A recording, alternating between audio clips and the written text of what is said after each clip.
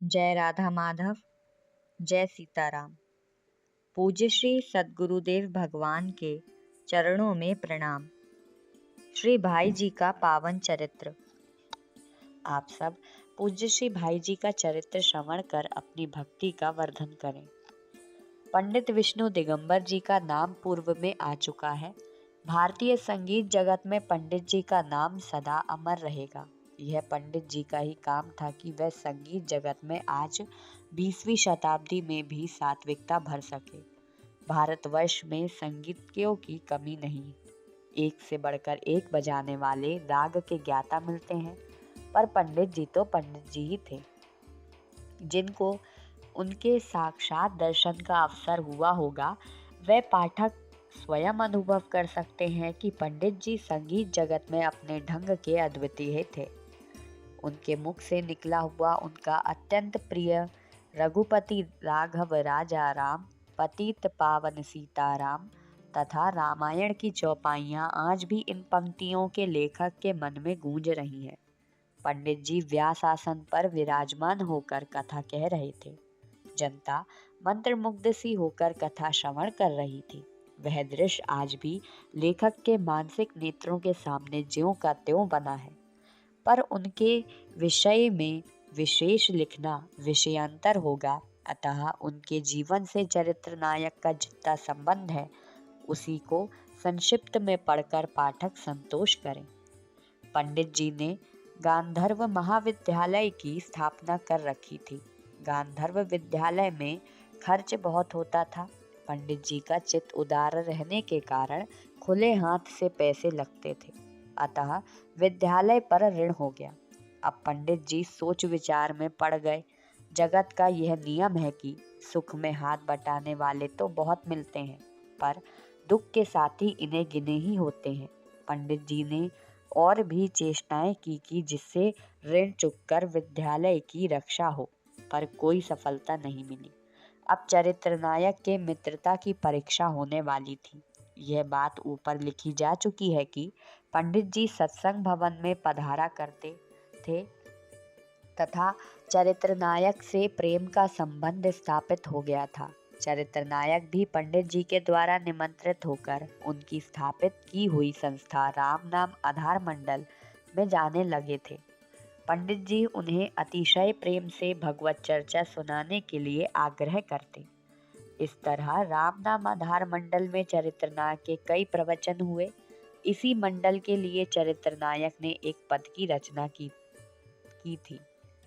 मेरे एक राम नाम आधार, ढूंढ थियो पर मिल्यो न दूजो, वीर परे को यार, देख सुने अनेक महिपति पंडित साहूकार, जतपि नीति धर्म धन संजुत नहीं अस परम उदार, मात पिता भ्राता नारी सुत सेवक बंधु अपार, विपत काल मह कोई न संगी, स्वार्थमय संसार, करि करुणा दयालु गुरु दीन हो, राम नाम सुखसार, दुस्तर भव सागर मह अटक्यो, बेरो उतरो पार। यह पद मंडल में प्रायः प्रतिदिन ही गाया जाता था। पंडित जी वास्तव में जिसे सच्चा भक्त कहते हैं वह थे। रघुपति राघव राजा राम, पतित पावन सीताराम उनके जीवन का आधार बन गया था। एक क्षण के लिए भी वह इस ध्वनि के श्रवण से अपने आप को वंचित नहीं रखना चाहते थे। यह नियम था कि जब वह सोते तो शिष्यों की पारी बांध दी जाती। एक शिष्य मधुर कंठ से उनके पास हर समय रघुपति राघव राजा राम, पतित पावन सीताराम गाता रहता। इस तरह अखंड भगवान नाम कीर्तन उनके पास होता रहता था। पंडित जी के इस सुंदर भाव से चरित्र नायक उनकी ओर बहुत आकर्षित हुए। पंडित जी भी अतिशय प्रेम रखते। समय समय पर मधुराति मधुर कंठ से गा गा के चरित्र नायक को भजन सुनाते। सारांश यह कि इन दोनों का प्रेम उत्तर उत्तर बढ़ता जा रहा था। अस्तु उसकी परीक्षा अब शुरू हुई। विद्यालय के नीलाम होने की नौबत आ गई। पंडित जी सब प्रकार की चेष्टा से निराश हो चुके थे। यह बात चरित्र नायक के पास पहुंची। स्वयं उनकी आर्थिक स्थिति ऐसी नहीं थी कि अपने घर से रुपयों की व्यवस्था कर देते। 2-4 हज़ार की बात होती तो फिर तो कहना ही क्या था, पर बात भी 1,50,000 रुपए की। अब क्या किया जाए, किस प्रकार अपनी मित्रता का कर्तव्य पूरा हो, यह प्रश्न चरित्रनायक के सामने उपस्थित हुआ। अंतर्यामी भगवान ने संकेत किया, पास में रुपए नहीं है, ठीक, पर तुम ऋण ले सकते हो। विष्णु दिगंबर को नहीं मिलेगा, पर तुम्हें तो मिल सकता है। बस देर ही क्या थी, चरित्रनायक चल पड़े। बिरला बंधुओं के पास गए, बाल कृष्ण लाल जी श्री निवास दास जी पोद्दार के पास गए, श्री निवास जी बजाज, हीरालाल कारीवार, वंशीलाल अबिरचंद फर्म के मुनीम, लक्ष्मण दास जी डागा, लक्ष्मी राम जी चूड़ी वाले आदि से मिले और सबसे थोड़ा थोड़ा करके अपने नाम पर ऋण लिया। 1,50,000 इकट्ठा कर ही लिया तथा विद्यालय का ऋण चुका दिया गया। पंडित विष्णु दिगंबर जी का रोम रोम चरित्रनायक के प्रति कृतज्ञता से भर गया। चरित्रनायक की आर्थिक स्थिति की ओर देखते हुए यह रकम मामूली ना थी तथा इस ऋण को लेकर इन्हें कठिनाई भी कुछ उठानी ही पड़ी, पर इनके निर्मल मन में एक क्षण के लिए भी ये भाव नहीं आया कि मैंने भूल की, यह ऋण ये शीघ्र चुका नहीं सके। 12 वर्ष बाद विक्रम 1992 में ऋण परिशोध कर पाए। उपयुक्त प्रत्येक सज्जनों के पास गए।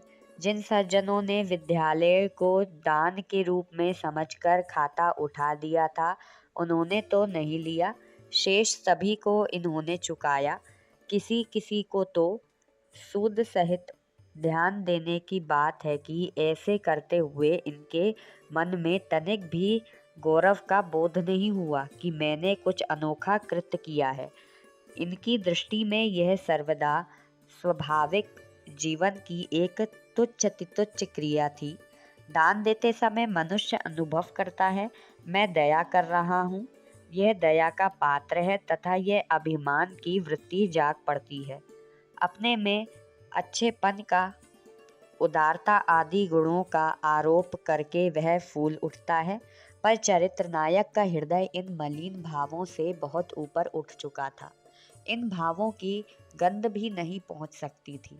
उन्होंने तो अपने एक मित्र को एक बार अपने पत्र में लिखा था, मेरे पास कोई सहायता की आशा से आता है तो उसके सामने आते ही मुझे ऐसा प्रतीत होता है जैसे कर्जदार को महाजन प्रतीत होता है, और जैसे उसका सिर संकोच से नीचा हो जाता है वैसे ही मेरा भी हो जाता है। अब भला जिसके मन में ऐसा भाव है वह देखकर गर्व कर ही कैसे सकता है। अवश्य ही ऐसे भाव रखने वाले संत जगत में थोड़े ही होते हैं। उपयुक्त घटना विक्रम 1980 के लगभग हुई थी। इसी के लगभग श्री गोयंतका जी के शुभ सत्संग का सौभाग्य इन्हें प्राप्त हुआ था। व्यवहारिक जगत का सारा कार्य सुचारू रूप से निर्वाह होते हुए भी इनकी आंतरिक ध्यान की साधना जरा भी शिथिल नहीं हुई थी तथा बीच बीच में पत्र द्वारा श्री गोयंतका जी से साधना के संबंध में, अपनी स्थिति के संबंध में परामर्श होता ही रहता था। अब साधन संबंधी कुछ ऐसी बातें उपस्थिति हो गई थी कि जिन्हें पत्र द्वारा श्री गोयंतका जी समझा नहीं सकते थे तथा उस समय कतिपय व्यवहारिक अड़चनों के कारण चरित्रनायक भी स्वयं श्री गोयंतका जी के पास बकोड़ा जाकर परामर्श नहीं कर सकते थे। श्री गोयंतका जी का सत्संग के लिए देश भ्रमण का भी विचार था। बम्बई वालों की भी बड़ी इच्छा थी कि सेठ जी पुनः बम्बई पधारे। देव की भी यही इच्छा थी, अतः सभी कारण मिलकर श्री गोयंतका जी का बम्बई के तरफ आना निश्चित हो गया।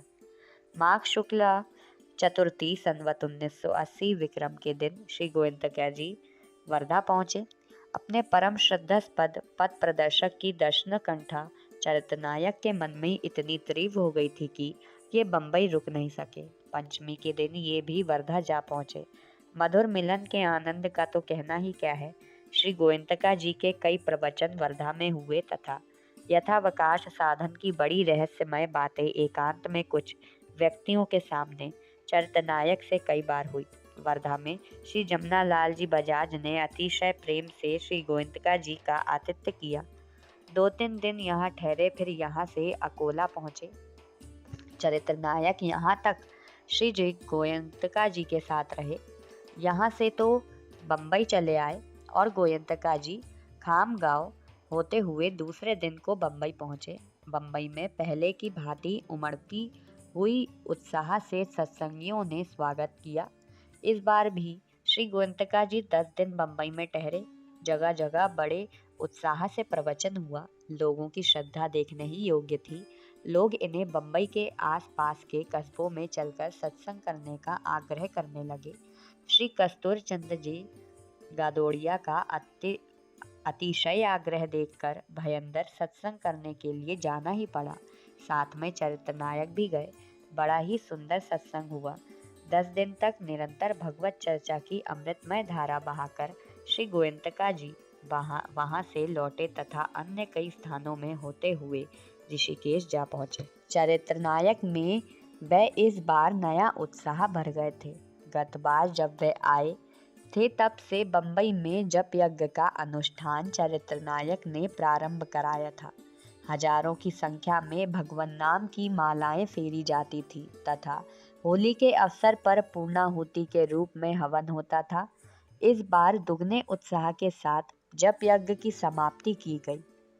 वृहत आयोजन के साथ हवन कराया गया। बड़े प्रेम से ब्राह्मण भोजन आदि कार्य संपन्न हुए।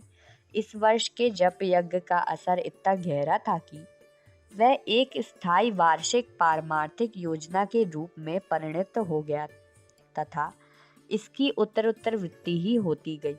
आगे चल के तो जब कल्याण पत्र निकलने लगा तब उसमें इसकी सूचना निकलने लगी। भारतवर्ष के विभिन्न प्रांतों के हजारों लाखों नर नारी प्रतिवर्ष अब इस जप यज्ञ में सम्मिलित होते थे तथा करोड़ों की संख्या में हरे राम राम राम हरे हरे, हरे कृष्ण कृष्ण कृष्ण हरे हरे इस महामंत्र का जप होता है। सच्चे प्रेम में आकर्षण कभी घटता नहीं, उत्तर बढ़ता है। यह नियम है। यही कारण था कि चरित्र नायक श्री गोयंतका जी से मिलकर तृप्त तो कभी हुए ही नहीं, बल्कि पुनः मिलने की उत्कंठा अत्यंत तीव्र हो गई। अभी 1 मास भी नहीं हो पाया था कि ये पुनः श्री गोयंतका जी के दर्शनार्थ ऋषिकेश जाने की तैयारी करने लगे। शुद्ध पारमार्थिक इच्छा की पूर्ति में संयोग तो भगवत कृपा से अपने आप लग जाता है। अग्रवाल महासभा का अधिवेशन कानपुर में श्री आनंदीलाल जी पोद्दार के सभापतित्व में होने जा रहा था। महासभा से इनका घनिष्ठ संबंध था ही। गत वर्ष महासभा का 5वां अधिवेशन झरिया में श्री मेलाराम जी के सभापतित्व में हुआ था। तब ये गए ही थे।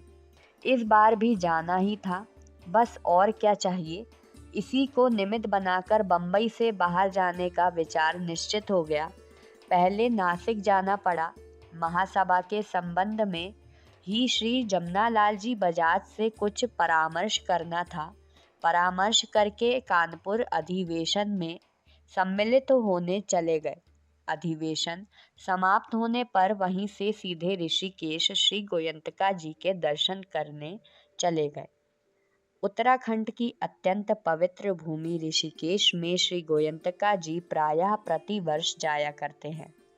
सत्संगियों का एक दल बड़ी ही पवित्र श्रद्धा लेकर एकत्रित होता है तथा सुरसरी की कलकल धारा से कुंजित पुनिल पर भगवत धारा का प्रवाह बहता है। यह कर्म विक्रम 1978 1979 के लगभग प्रारंभ हुआ था। तब से अब तक निर्बाध चल रहा है। अस्तु इसी सत्संग में चरित्र नायक पहुंचे। श्री गोयंतका जी के द्वारा बहुत से सत्संगी जान गए थे कि चरित्र नायक की साधना एक अद्भुत स्तर तक पहुंच गई है।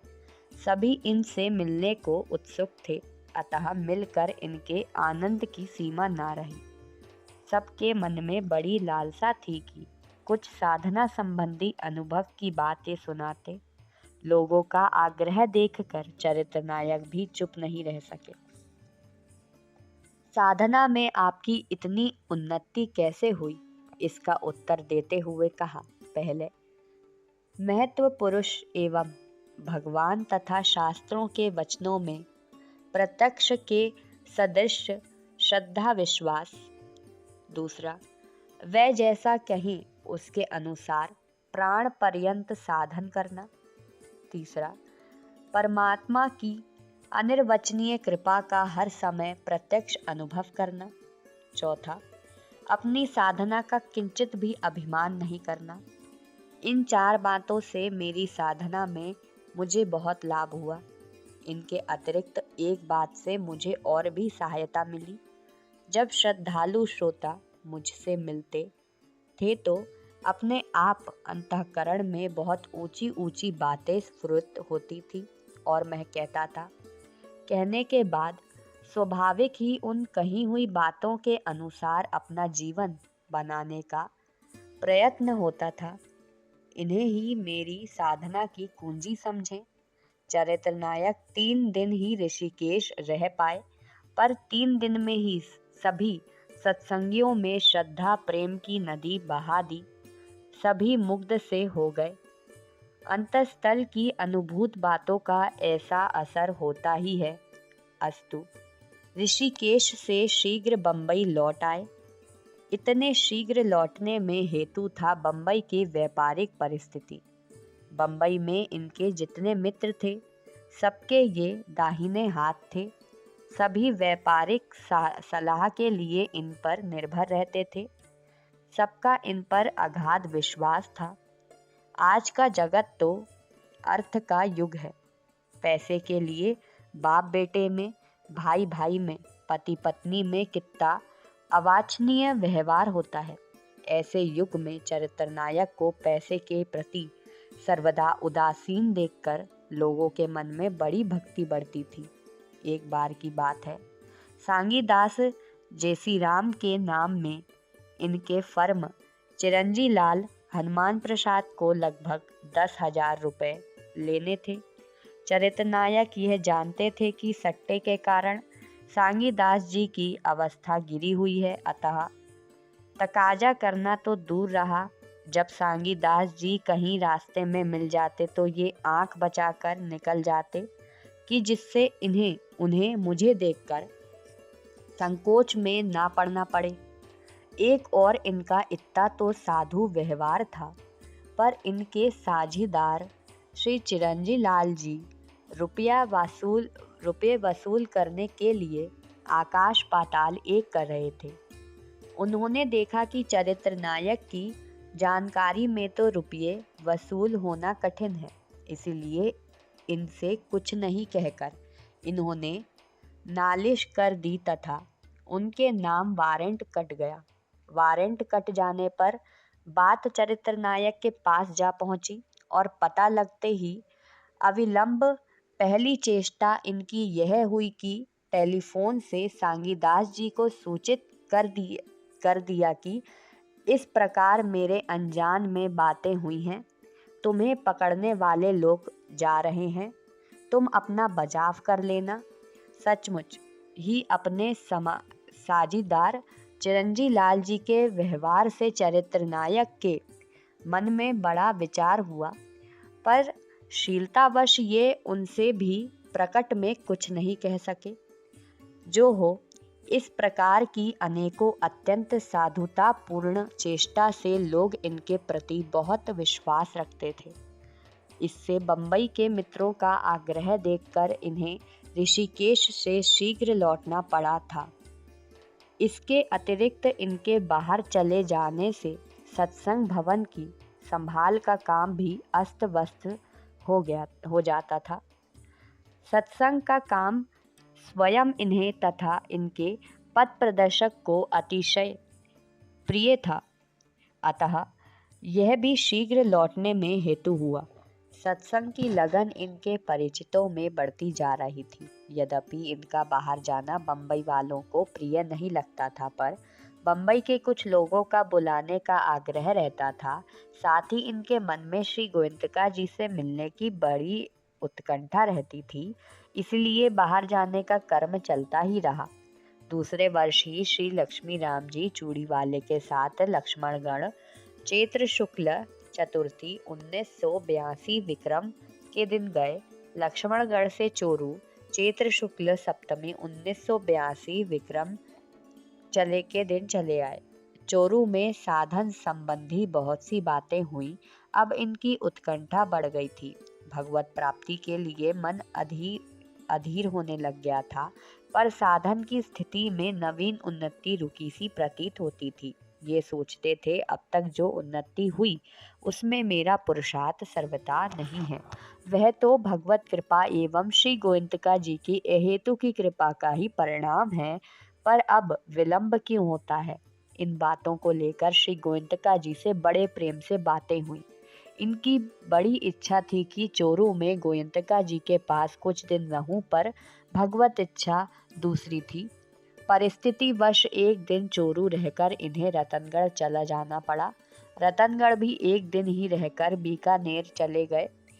इन पंक्तियों के लेखक की तथा लोगों की बड़ी इच्छा थी कि चरित्र नायक बीकानेर पधारकर वहां के रहने वालों को अपने सत्यमागम एवं प्रवचन द्वारा कृतार्थ करें। उनकी इच्छा पूर्ण हुई। श्री गोयंतका जी की प्रेरणा से बीकानेर में इन्हीं दिनों में श्री रघुनाथ जी के मंदिर में नित्य प्रति सत्संग हुआ करता था, जिसमें सैकड़ों नर नारी नित्य प्रति आया करते थे।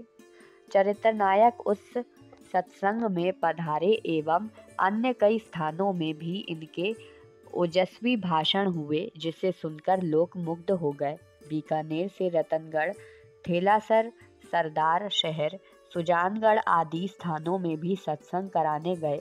इधर और भी घूमना होता, पर सुजानगढ़ में बम्बई का तार आ जाने के कारण वहां से बम्बई चले गए। अनवरत गाढ़ साधना के जो परिणाम होते हैं वह इनमें प्रकट होने लग गए। एक और तो मस्तिष्क अत्यंत तेजी के साथ जगत की सत्ता को भूल रहा था, दूसरी ओर हृदय में भावों की जलराशि गंभीर होती जा रही थी। अपनी स्वतंत्र पारमार्थिक इच्छा भी इस बार श्री गोयंतका जी के मिलने से मिट गई। अपने हृदयगत भावों का परिचय देते हुए एक पत्र में श्री गोयंतका जी को वे लिखते हैं, पाठक संभवतः कुछ पारमार्थिक लाभ उठा सकें, इसलिए इस संबंध में बंबई से जो पत्र चरित्र नायक ने गोयंतका जी को लिखा था उसका कुछ अंश उद्धृत किया जाता है। मेरा साधन एवं प्रेम तो पहले भी ऐसे ही था, फिर क्या कारण है कि उस वर्ष तो एक ही साल में इतना साधन बढ़ा और उसके बाद वही साधन ठहर गया। मुझमें जैसा बल उस समय था अब भी है, फिर साधन रुक क्यों गया? मुझे तो यही मालूम होता है कि उस समय मेरे साधन की उन्नति में मेरा बल, मेरा प्रेम कुछ भी नहीं था। जो कुछ हुआ सो प्रभु के अद्भुत अनुग्रह से ही हुआ, नहीं तो इतने अल्प काल में इस प्रकार कैसे होता? मेरा ही बल कुछ कर सकता तो अब वह क्यों नहीं करता? परंतु आश्चर्य तो इस बात का है कि प्रभु ने दया करके इतना योग प्रदान किया और अब तक उसका श्रेम भी बराबर हो रहा है। फिर क्या कारण है कि बचा हुआ योग प्राप्त होने में विलंब हो रहा है? अतएव इसमें कहीं पर दोष है तो वह मेरी अनन्यता में ही है। नित्याभियोग एवं बिना योग क्षेम का वहन परमात्मा क्यों करे? परंतु फिर वही प्रश्न आता है कि अनन्यता तो पहले भी नहीं थी, नित्याभियोग तो पहले भी नहीं था, फिर क्या कारण है कि उस समय तो इतना लाभ हुआ और अब नहीं होता? क्या प्रभु के अनुग्रह में विषमता है? पर यह तो असंभव बात है। वहां अगर विषमता होती तो पहले ही इतनी दया क्यों होती? कहीं न कहीं मेरा ही कोई महान दोष है जो प्रभु की पद पद पर प्रकट होने वाली अपार कृपा का अनुभव नहीं होने देता। पर इस दोष को दूर करने का भी प्रभु के ही अधिकार में है।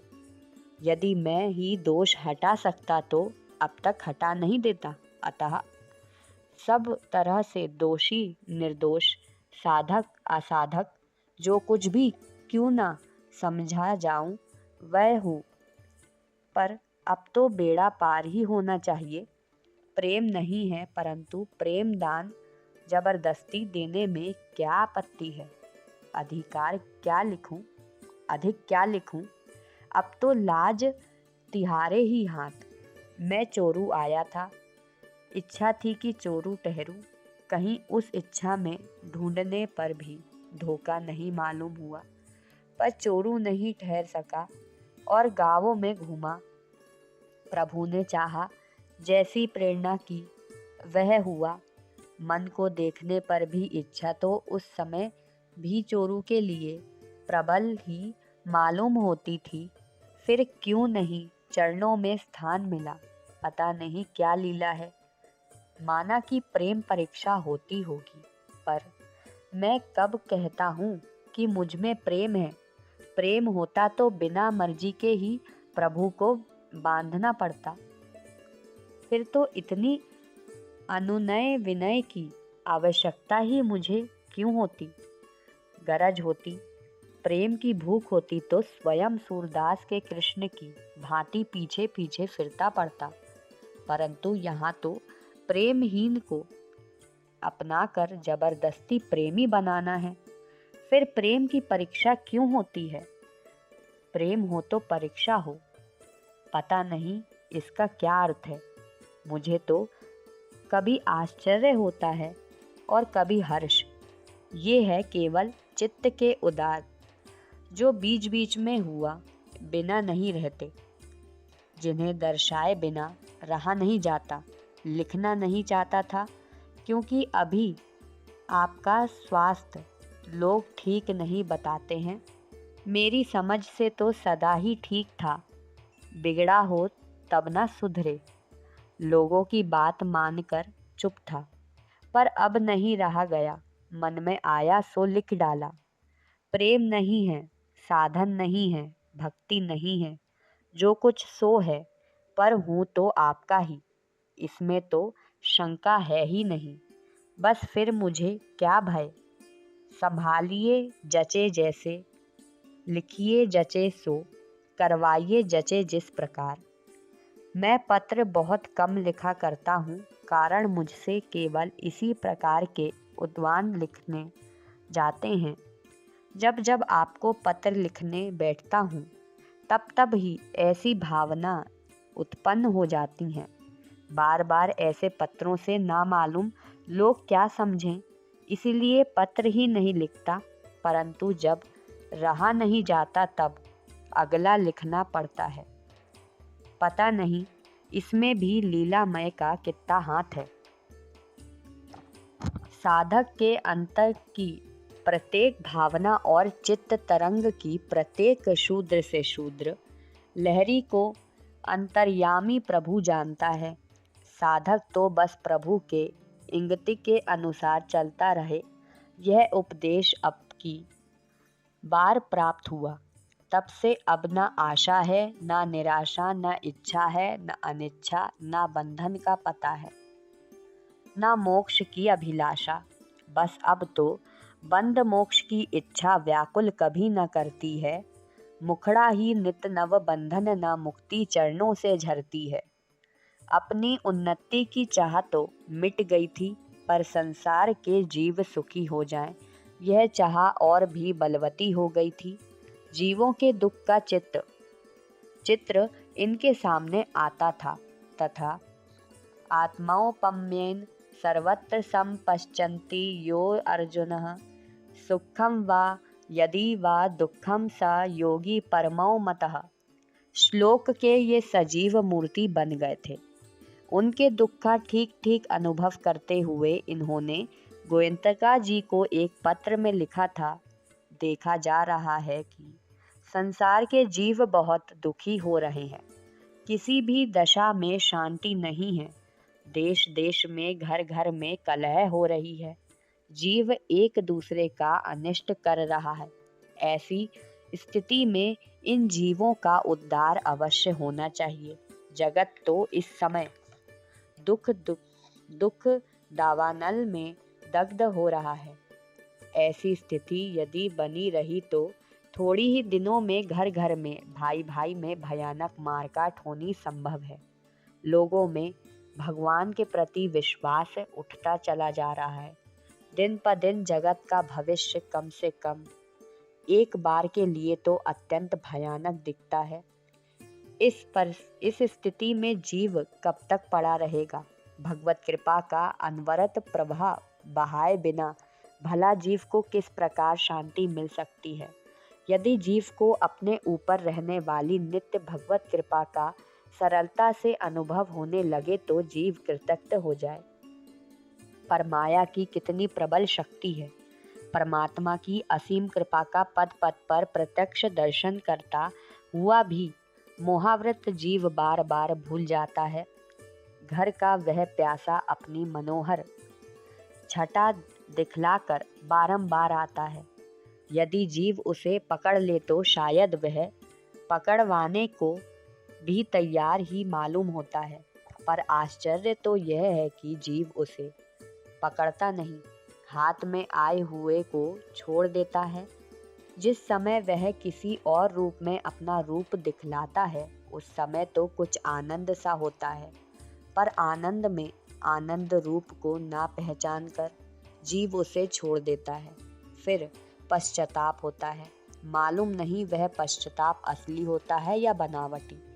असली होता तो क्या नहीं उसे पकड़ पाता? वह तो बारंबार पकड़ने वाले का मौका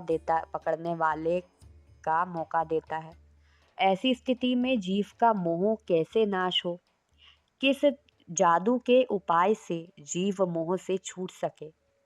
किस उपाय से जीव के अंतर में तत्काल बिजली सी दौड़ जाए, उसे चेतना हो जाए और वह उस चेतना को पकड़ ले, उन्हें किसी तरह से छोड़े ही नहीं, किसी भी भूलावे में ना भूले। यह उपाय होना ही चाहिए। ऐसा कोई सरल उपाय सारे जीवों के कल्याण अर्थ बतलाना चाहिए और उस उपाय की जगत में सर्वत्र घोषणा कर देनी चाहिए कि जिससे सारे जीव मोह की प्रहेलिका को तोड़कर प्रियतम को पकड़ पाए। बरबस खींच खींच कर पावन करने का मौका है, तभी तो पतित पावन नाम की सार्थकता है। उपयुक्त बातें ये पत्र में इसलिए लिखते थे कि प्रत्यक्ष मिलने पर श्री जयदयाल जी से बहुत सी बातें पूछना भूल जाते थे। मिलने का आनंद इतना बढ़ जाता था कि सचमुच आत्मविस्मृत से हो जाते थे। स्वयं एक पत्र में ही यह बात लिखी थी। मेरे पत्र के संबंध में बहुत सी बातें तो हो सकी, बहुत सी बातें पूछने और जानने की कल्पना हुई थी, बहुत से प्रश्नोत्तरी करने का विचार था, परंतु सन्मुख होने पर सारी बातें भूल सा गया। यह तो सुना है कि प्रेमास्पद से दूर रहने पर अनेक बातें प्रेमी पूछना चाहता है, अनेक प्रकार की भावनाएं आती हैं, परंतु सामने आने पर, मिल जाने पर उसे इतना सुख मिलता है कि वह आत्मविस्मृत सा हो जाता है। अपने आप के विस्मरण में प्रश्नों का स्मरण कैसे हो सकता है? गहरे सुख सागर में डूबा हुआ ऊपर की बातों का क्यों ख्याल करें? परंतु यह बातें तो प्रेमी की हैं। सच्चा प्रेमी ही प्रेमास्पद के मिलने में इस प्रकार के मनोमुग्धकारी आनंद के स्रोत में बह जाता है। मैं तो अप्रेमी होकर प्रेमी के इन भावों की तुलना अपने भावों के साथ कैसे कर सकूं? पर इतना अवश्य कर सकता हूँ कि भले ही किसी भी कारण से क्यों ना हो, मैं उस समय पूछने की बहुत सी बातों को भूल जाया करता था। इसमें कोई संदेह नहीं कि बहुत से मुख्य प्रश्नों का उत्तर बिना पूछे ही मिल गया। राजपुताना से लौटकर इस बार बम्बई कुछ दिन रहने की बात थी, पर इनके मित्र श्री जमनालाल जी बजाज इन्हें अपने साथ बीकानेर ले चलना चाहते थे, क्योंकि तत्कालीन बीकानेर महाराजा श्री गंगा सिंह जी ने बजाज जी को खादी प्रचार के संबंध में बात करने के लिए बुलाया था। चरित्र नायक को भी बजाज जी साथ ही रखना चाहते थे। फलतः बजाज जी के ही आग्रह से इन्हें पुनः तुरंत बीकानेर आना पड़ा। भाद्र शुक्ल 1982 विक्रम के दिन वहां का कार्य समाप्त करके ये रतनगढ़ आए। रतनगढ़ आकर भला चोरू ना जाएं, यह बात कैसे संभव थी। अतः श्री गोयंतका जी के दर्शनार्थ चोरू चले गए। आश्विन शुक्ला 1982 विक्रम के दिन कुछ दिन चोरू रहकर रतनगढ़ लौट आए। यहीं रतनगढ़ में ही श्री गोयंतका जी की प्रेरणा और मेरी प्रार्थना से चरित्र नायक ने श्री मरोनायक सनातन धर्म कन्या पाठशाला बीकानेर में पढ़ाए जाने के लिए स्त्री धर्म प्रश्नोत्तरी नाम की पुस्तक का केवल 12 घंटे में लिखकर प्रेस कॉपी तैयार की थी। कार्तिक कृष्ण त्रयोदशी 1982 विक्रम के दिन जो तुरंत ही गीता प्रेस से प्रकाशित हो गई। श्री गोयंतका जी भी कुछ दिन बाद चोरू से रतनगढ़ आ गए थे। यहीं भक्तों की अद्भुत महिमा शीर्षक लेख भी इन्होंने गोयंतका जी ने इनसे लिखाया। पौष कृष्ण प्रतिपदा 1982 विक्रम के दिन पौष मास तक रतनगढ़ में रहकर माघ में चरित्र नायक बंबई चले गए थे। आज हम श्री भाई जी के चरित्र को यहीं विश्राम देते हैं। कल पुनः श्रवण करेंगे। श्री राधे।